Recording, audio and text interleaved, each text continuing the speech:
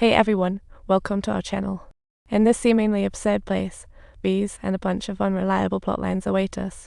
The wife hesitated, but to stall, she agreed to join him on the trip, provided they save up for a few months first. After saying, but Truman locked the car door and firmly said, "Let's go, I'm ready." Why wait? Aha, the bee was caught right. Then Truman drove like a speed demon, spinning around and loudly claiming he's not going to Fiji. He chose Atlantic City, and suddenly a swarm of cars appeared. The office bull is here. Perfect timing for a jam. Clearly, this didn't stop Truman at all.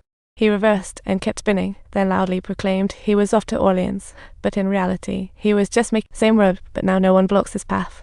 Still, he dares not cross the bridge ahead. Mental barriers are strong. The wife thought Truman would back out, but to her surprise, he closed his eyes and handed the steering wheel to her. Classic movie moment. With no other choice, the wife had to lead Truman across the bridge, and suddenly, the roadside screen hinted at a volcano eruption ahead. But Truman gasped it and zoomed past, fully aware that it was all fake. But before he could revel in joy, oh no, they stumbled upon a nuclear accident. The cops told them to turn back, and Truman almost believed it until the cop called out his name. He realized that the so-called nuclear accident was also fake, just to stop him from leaving. Truman flung open the car door and bolted. This time, he was determined to leave, but alas, he ran straight into a forest and was captured by the crew. After being escorted home by the police, Truman inquired of his wife why she was willing to have children with him, given that he knew she didn't love him. She merely turned around and grabbed a cup of coffee. Her evasive answers ticked Truman off, and without warning, he exploded in anger. He grabbed the cutlery for self-defense, but Truman quickly snatched it away. Classic comedy. Until his buddy Marlon showed up, Truman finally let his guard down. They've been best friends since they were kids. He unloaded all his questions to Marlon, believing he was the only one on this island who wouldn't lie to him. To dissuade Truman from leaving, the crew arranged for Marlon to find his dad. This long-lost father-son reunion was straight out of a dream. The audience even shed happy tears, as if this wasn't a live show, but the most genuine father-son reunion. But no one cared about Truman's feelings. Sylvia secretly hoped he could escape this fake world. Meanwhile, the show's director was invited for a TV interview. Fame and glory, right? From the director's mouth, we learned why Truman's father returned, dissatisfied with leaving filming. Talk about self-absorbed.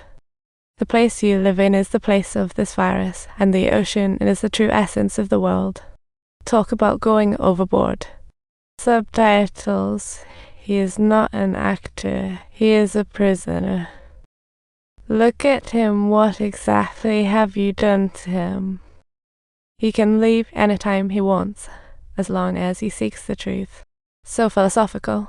The other thinks he's the best, just as you said. Oh boy, what a wild situation. That's your mistake. You've been wrong numerous times. He will prove all of you wrong. Oh dear.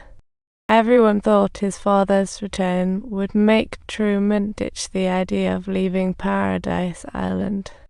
But Truman did return to his old self, and the crew was planning to set up a new life for him. That night, the crew suddenly discovered Truman seemed to have genuinely vanished. The director immediately sent Marlon to Truman's house to check the situation, but the place was already deserted. After some searching, Truman secretly dug an escape route under their noses. With Truman gone, the director had no choice but to halt the broadcast. This was a first in 30 years. All the viewers were curious about what happened, and the crew mobilized to search for Truman. They combed every corner of Paradise Island, yet still couldn't find Truman. Then the director suddenly had an idea. What about checking the cameras on the water? Sure enough, they spotted Truman sailing on a boat. At sea he had never given up on leaving. He bravely overcame his biggest mental barrier in pursuit of freedom, charging ahead. After encountering Truman, the crew resumed live broadcast. But did anyone think how they'd feel in his place? There's never been true empathy all the audience cared about was if the show was entertaining. Meanwhile, Truman pulled out a photo of Sylvia, yearning for freedom, and set off for adventure true hero vibes. Subtitles. With his unwavering persistence, Sylvia was also overjoyed for him, but the production crew had no intention of letting him leave so easily. Subtitles. The director instructed the staff to turn on storm mode in an attempt to stop Truman. What a truly terrible director he is. Facing the turbulent waves, Truman showed no fear. It was obvious he didn't want to live under someone else's control. This time, even if the ship really sinks and he goes down with it, at least he has tried. Fortunately, Truman's persistence moved the director, who finally decided to stop hindering him.